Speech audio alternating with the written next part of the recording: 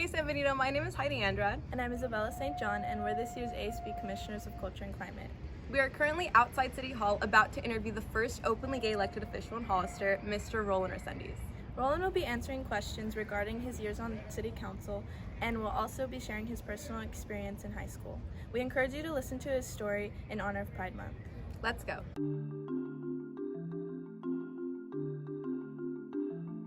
Okay, perfect. Why don't you start with introducing yourself? Okay, so I'm Rolan Resendiz, City Councilman for the City of Hollister representing District 2. I'm a father, a teacher, and a councilman here in Hollister, California. Okay. Now, why don't you go ahead and tell us about your high school experience? Because did you go to school here? I did not. I went to several different high schools. My family moved around quite a bit. But in what regards do you want to know about my high school experience? Like who I hung out with, what did I do, that type of thing? Yeah. Okay, so I moved around quite a bit, so it wasn't easy to make friends all the time. So I would say that I hung out with like the outcasts or the kids are a little bit more creative and unique. I wasn't that much into academics either, I'll be honest with you. I think I was a pretty smart kid, but I didn't prioritize academics like I wish I should have. That came later on in life when I went back to college. And I went to about 6 different high schools, believe it or not. Yeah, and I grew up in the 90s, so that was early 1990s. Yeah, and I graduated on time. I'm very proud about that. The first one in my family to graduate high school. I've got 3 older brothers, and I was the youngest, and I was the only one to graduate from high school, unfortunately. Oh. Yeah. Wait, and what was the reason why you moved around so much? Oh, good question. Well, I don't know. I'll be honest. My mom, she was just struggling, trying to make ends meet, I would say. And sometimes I didn't always live with her. I lived with other family members. So I didn't have the most ideal upbringing. I'll be very honest with you guys. So it was challenging. Yeah.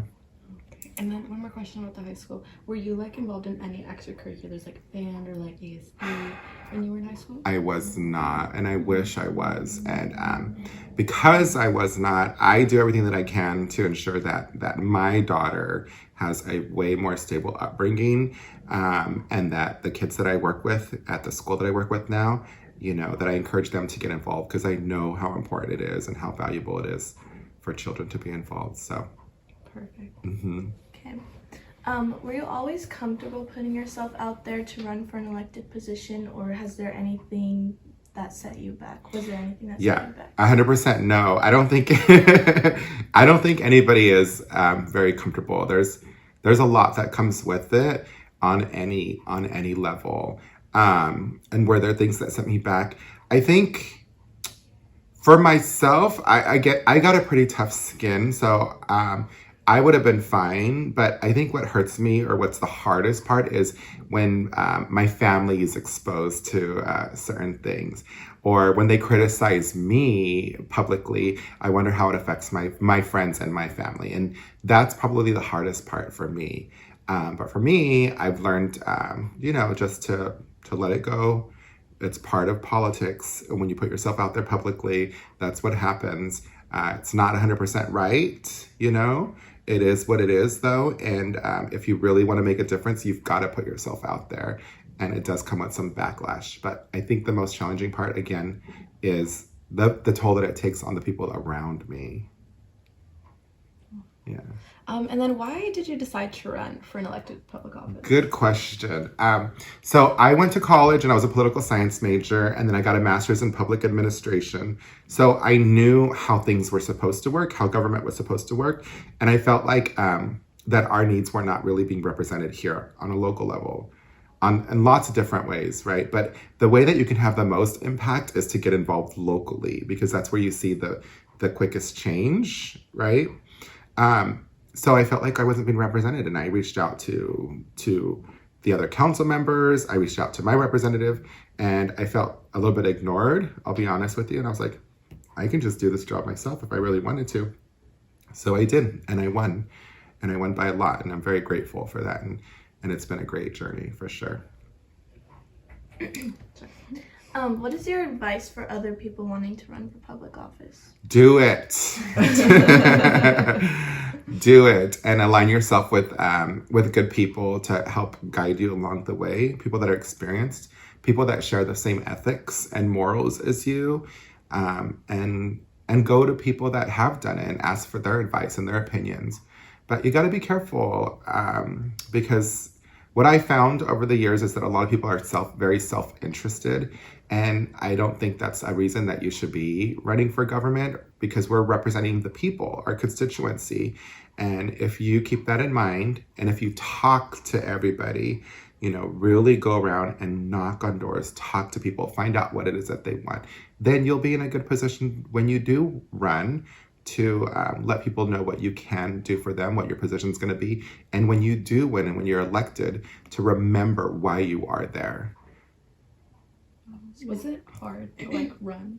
Yes. It's very time consuming, especially if you have a job and a family, because when you're elected official, especially here on a local level, you don't really get compensated financially very much for it. You get a check like of $300 a month. So you have to have another means to support yourself. It's not something that you can depend on financially. It takes away from your family, from your personal life, obviously, and then it can take away from your job too. So you've got to just be very determined and very disciplined, and you have to be able to manage all of those things at one time, which I feel like I've done a pretty good job of. But sometimes you don't really, you're not aware of those things until you get in there. So it's a super big commitment. It's a lot of work. You've got to, there's finances involved. There's getting out people to vote for you. There's signs, there's literature. It's really a great deal of work. So it is very taxing on somebody when you run for office, for sure. Okay, next question. Have you experienced homophobia? If so, can you give us an example? Good question. So I'm going to tell you guys a story, and I always talk about this story because when I first ran for office, there was a guy who, he was from Gavilan College, and he was openly gay, and he asked me the same thing, and it was very early on in my political career. And I told him, no, people have been so supportive. Like, this has been really great, and I feel so welcomed, and, we're very inclusive, and we're so progressive and forward-thinking, and that quickly changed, I would be honest with you, because with the president that we were under, with COVID and all, I just seen so much hate, so much divisiveness, so much, and it could even be in subtle ways that I never really noticed much at first until I was in this position. And I guess it's because of the choices that I made on a personal level. Like, I choose to surround myself with people that are loving and supportive and inclusive, and people that want to see progress in our country. So I think I was a little oblivious, and I feel really bad. So if that guy, if I ever run across him again, I want to have that conversation with him, because it got really nasty during my time being a candidate here, or being a councilman for the city of Hollister. Yeah, I've experienced a ton of homophobia, mostly online. People are pretty rude and insensitive, and they would take pictures of like me. I've got a partner I've been with for 11 years, and I have a 11-year-old daughter, and they would take pictures of us like at Halloween, and my daughter's wearing like, a purple wig with red horns, and we just went to the pumpkin patch to take our yearly photos, and they'll say like, these people are, devil worshippers, and they're ruining our city, and just really nasty things. And like I said before, that's the most hurtful part, is when they bring my family into it. And I'm very proud of who we are. I'm very proud of the LGBTQ plus community and how much progress we've made. I'm very proud that I have the same rights as every other person. And it's scary to know that there are people that are very ignorant and hateful and homophobic that don't want to see the LGBTQ plus community progress and be accepted and included. And that's just how it has to be. And it's going to be like that one day. We've got a lot of work to do ahead of us, but have I experienced homophobia? Yeah, a ton of it. I think I was just pretty oblivious to it in the beginning. And but once I put myself out there in the public eye, I experienced a great more deal than I thought that even existed still in this time. Having said that, I am so optimistic and so hopeful that it's going to change, because people like you and my daughter and the kids that I teach, they are, for the most part, so much more woke, so much more with it. And that gives me so much hope, because you guys are going to pave the way for a better future for all of us. And those hateful people, those ignorant people, unfortunately, they're not going to be here. And it's just really sad to see how much hurt they cause to our community, to their kids, to their grandkids, to their family members that can be identifying with the LGBTQ plus community, but that's something they have to live with. And it's, you know, it's something that I wish never existed, but we just got to keep pushing forward and do the right thing. Yeah. That was a great answer. Just a follow-up. For, like, I know that you raised the pride flag at City Hall. Yeah. Did you face backlash for that as Oh, well? yes. That's probably where it started the most. So I had heard that the city, I had went to a conference when I was first elected, and I met a councilman who's openly gay, and Tracy, and he raised the flag, and he had some backlash, and I was inspired by that, but what he did, and I didn't think that we would get that here. Again, I was kind of oblivious to that. The first year I was in office, so I've been in office, it's going to be 4 years now. So the first year we just adopted a proclamation for the first time ever, just acknowledging that June is LGBTQ plus Pride Month. And then the second year was in the middle of the pandemic. We had did the BLM march. I don't know if you guys were here or if you guys saw, there was 1,000 people downtown. And I had kept telling the mayor, we need to raise the flag. Like, this is the time. Like, we've got to raise the flag, you know. Nobody around here really raised flags. Maybe, I think San Jose did for a number of years, but none of the other cities. And after that march, he was like completely on board, because he's like my number one. You can only have certain conversations with one person on the council. You can't have it with more than one. That's a whole nother story. Anyhow, so he was like, okay, let's do it. And I can't remember if the first year there was backlash or not, but there was online. And then I remember one year we had like one protester with like a poster out there. It could have been that year. I'm pretty sure it might have been that year. And then the second year was now, I think. I cannot remember. And we just raised it because I was in the middle of campaigning for another position. We just raised it, and we're having a celebration this Saturday at the Esperanza Center. Yeah, I think there might have been a year in between that. I think there was. Last year, it might have been our second year. This is our third year. So since I've been here, we did a proclamation. We did the flag 2 times, maybe 3. I can't remember, guys, sorry. But I'm very proud of that, because since we did that, then Gilroy raised their flag, Morgan Hill raised their flag, Watsonville, San Juan Bautista, Soledad Mayor reached out to me. They want to know how they can do it. So all the surrounding cities here on the Central Coast and in the South Bay area started raising flags too. And it's something that we did first. I'll be very honest with you, Hollister, we're like the most rural community, a little bit more conservative than others. We did it first. I'm very proud of that. But I can't take credit. There was other people doing it before us. And was there backlash? Yes, a ton. Mostly online. Internet trolls that, get behind a computer and a keyboard, and they say really hurtful, hateful, ignorant things. But I feel very proud of what we did. And every time we come together, it's a beautiful celebration with lots of love and lots of parents and lots of families. It's really just been very, very great. So you've been to it before, right? Yeah. So I'm very proud of that. And why is it so important to you that we raise the pride flag every year? Good question. Because some people still are afraid or ignorant as to what it means to our community, how important it is to educate people on who we are and what we want and what we deserve and what we need. So we need visibility. We need people to know that we're a loving community, that we're an accepting community, and that we're not going to bow down to any ignorance, hate, or homophobia that's out there. So it's very important.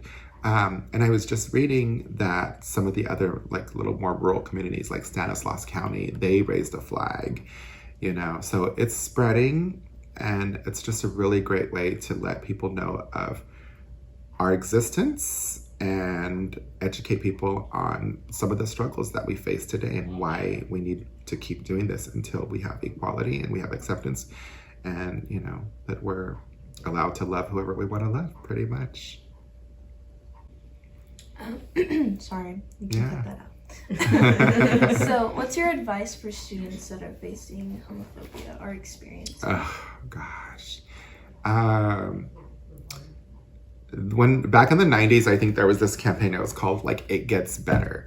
It gets better, and I remember, oh, how hard it is to be your guys' age. How hard it is to be 6th grade, 7th grade, 8th grade. You know, the transformative years. You know, it really, truly does get better. You're just trying to figure things out. We all were at that age. Not only are we trying to figure out who we are, what we want to do with our lives, you know, where do we fit in socially, you know, getting things done academically. You've got things at your house. Then you're dealing with, you know, personal things like sexual identity and gender on top of that. It's tough. It really is tough when society can, you know, tell you one thing, politics can tell you another thing and make you feel a certain way. Just be true to who you are. Surround yourself with good, loving people, and just know that it will get better. But it wasn't always like that, and there are other people before us that had to pave the way.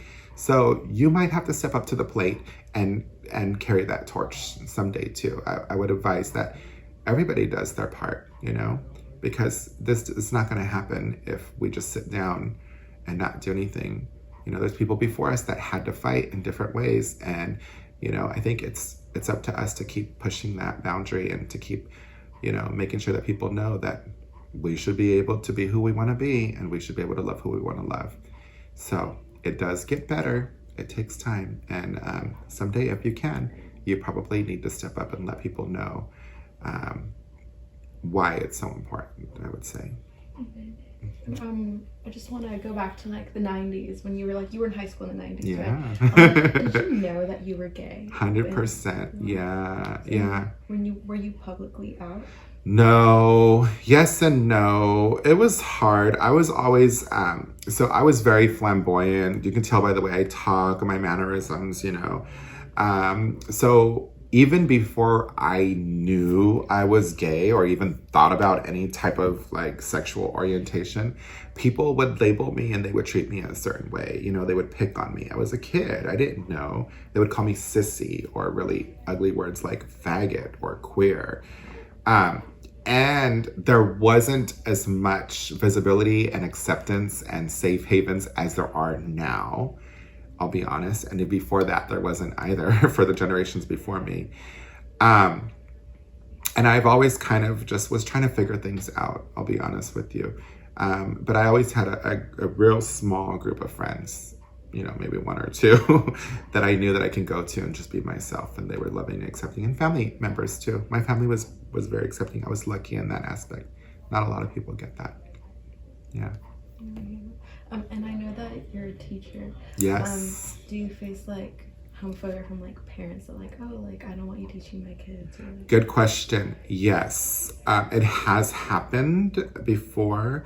And the principals are pretty much like, well, we don't have any other teachers, so your kid can go to this class or they can go to another class. It did happen.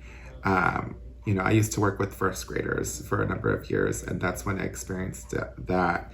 And then now I work with 7th graders, and homophobia comes and hatefulness and ignorance comes in all different types of ways. It's not sometimes outrightly like, you know, we hate you because you're gay. It could be like, you know, like they'll find another way to complain or to harass or to bully, you know, that's a little bit less, it's a little bit more passive, I would say. So I've dealt with a number of things over the years, not only as a professional, but as a person. And I've kind of learned, I think a lot of LGBTQ plus community members, unfortunately, have to learn or have learned along the ways how to cope and how to deal with those difficult situations. And I've had to do that as a professional and as an adult as well. And have your students, have they like always been like accepting?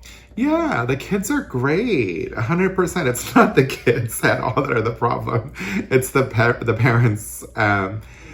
Yeah, unfortunately. Kids don't know any better, especially the little ones. They don't see color. They don't see any type of hatefulness. They're loving, they're accepting, especially the little ones. And they've been wonderful.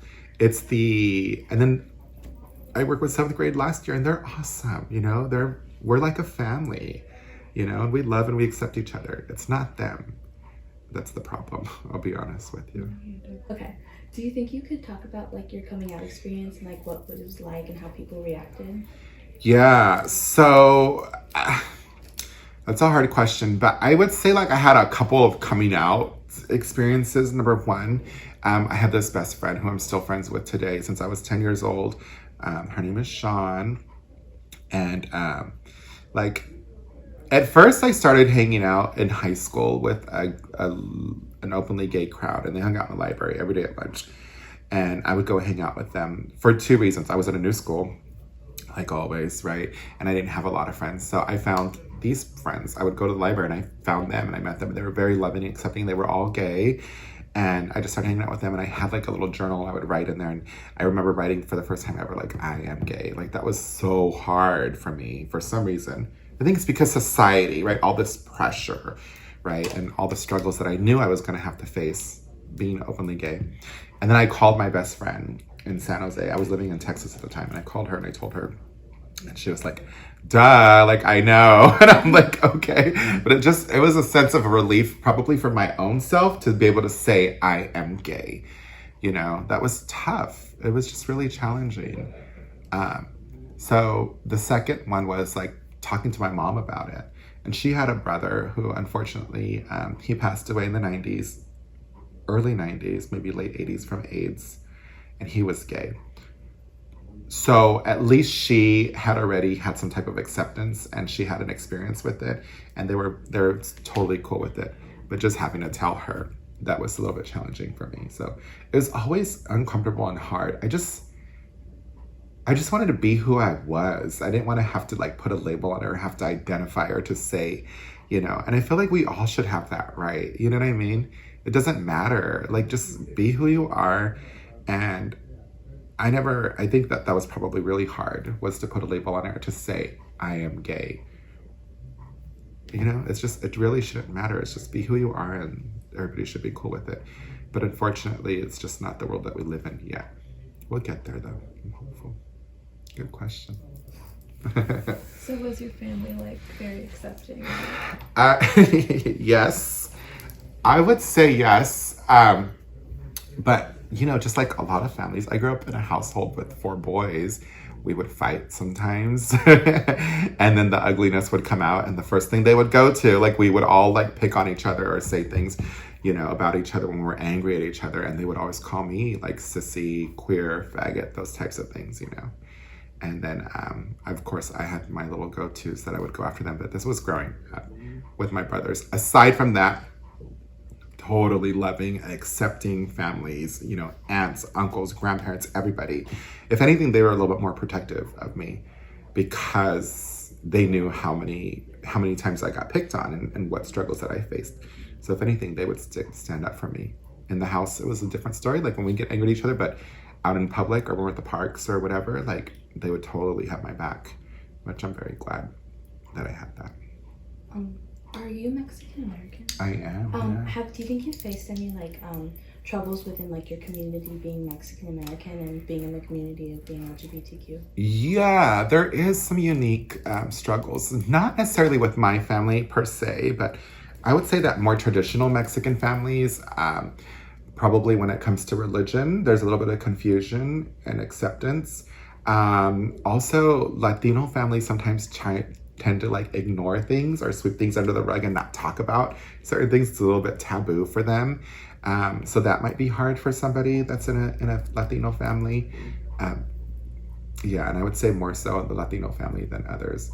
So I guess it varies when you think about it, right? From culture to culture, right? And those are probably some things that I've seen within my community. What have you done to like show your daughter to like be accepting and just like teach her more about like the world outside of like our town? Again, I think that her and you guys have shown me and have inspired me more than I have her. Obviously, like, you know, we are just our genuine selves around her. She knows no different. We've, you know, she's always had 2 dads and she's got 2 moms too. And, you know, so she grew up in a household that's very loving and accepting. But I learned from her and from you guys, because maybe because of you guys' access to technology nowadays, and you guys are so with it, you guys are so educated on different gender pronouns. Like, that's a big thing, right? The flags, you know, the labels. Like, she teaches me things that I didn't even know. And I'm really surprised by it. So because probably she has access to TikTok and all these other things, you know, like we go to San Francisco, and I think I'm going to show her San Francisco, and oh honey, this is the Castro district. And I don't know if you know, the Castro district is the district where they have Pride, and where they have, it's just primarily like the LGBTQ plus community there. And she's like, oh, that's this flag, that's this flag, that's this. I'm like blown away. So I do what I can as any parent to have a loving, warm, supportive, you know, home with boundaries and certain expectations as well, right? But you guys and my daughter are the ones that kind of are now, maybe it's because I'm a little bit older than you guys and I grew up at a different time, are showing me and educating me how to be a lot more progressive and accepting and loving, I would say. Yeah. And then, as far as you know, has your daughter faced any like backlash or hate for like her parents being LGBT? Good question. I don't 100% know if she has, and I don't think that she has. One thing is I remember is that like we never even talked about like what it was to be gay or anything, but I remember this conversation. I picked her up from school. She might have been like in 1st grade or something, 2nd grade. I don't remember. It was before COVID. She's gonna go into 6th grade now. And we were driving home and she's like, I picked her up from school and she's like, Dad, are you and Joel gay? And I was like, where did you hear that from? And she's like, from school. Like, they said if 2 boys kiss, that's gay, and 2 girls kiss, that's gay. And I know that you and Joel kiss and you guys are together, so does that mean you guys are gay? And I was like, yeah, it does. We are gay. And I was like, I just let her process that. She's like, oh, okay. And I was like, how do you feel about that? She's like, fine. And then I asked her, like, you know, it wasn't always accepted. And, you know, sometimes people think it's wrong, or they thought it was wrong. And we had that little bit of a conversation. She was totally cool with it. Again, I kept it as age appropriate as I can. But for the most part, I don't think she gets any slack or any pushback from me being gay. She always says, we live in a small town, so she's like, Dad, everybody thinks you're famous. I think that's the most thing that she gets, is that, because I'm on the city council, I'm involved in so many different things, just like, it just kind of freaks her out. Maybe she thinks it's cool. I think she might think it's kind of cool. She just says I'm famous. And her teachers talk about me, or they have me come and talk to the class, or, you know, but for the most part, you know, she's been at the same school all her life at Lad Lane. And we're pretty close with the teachers and the kids and the community. We know each other. So they've been pretty cool for the most part. She hasn't had any problems. I'm worried about middle school and college and high school and college, but you know, we'll be there every step of the way with every challenge that she faces, you know. In fact, she's coming to Rancho Santana next year, so I'll be a lot more closer, and I'll be her teacher in a couple of years too. Mm-hmm. And going back to City Council, what do you think like your biggest accomplishment on City Council is? Oh God, I would probably have to be this that we're talking about today. You know, I'm the first openly gay elected official here ever. You know, I'm very proud to ensure that we got a proclamation, that we got the flag raised. For me personally, that is pretty powerful. And it's nice to leave behind that legacy. There's a number of different things that we've done that I'm very proud of as well. But I would say like the personal one is being, you know, the first openly gay elected official here. Yeah. Well, thank you guys for coming out and doing it. It means a lot to me again. Yeah. You guys keep paving the way. I mean, Heidi asked me for the flag, and that's another thing that came, right? Oh, yeah, the high school raised the Yeah. flag for the first time ever. The school board, Hollister School District, adopted a policy to recognize June as LGBTQ plus Pride Month last year, the same time that you guys raised the flag. Yeah, because we like proclaimed June as Pride Month this year. It's and like you the raised a first flag. one, And it was because I don't know, but at the time the county didn't have enough support to even proclaim June as LGBTQ plus Pride Month last year. They wouldn't do it. But this year it changed, and hopefully next year we'll get a flag up. But slowly we're making way towards more progress. But again, you guys keep doing what you're doing. Keep pushing for representation for all people, and acceptance and love for all people, and we'll be good.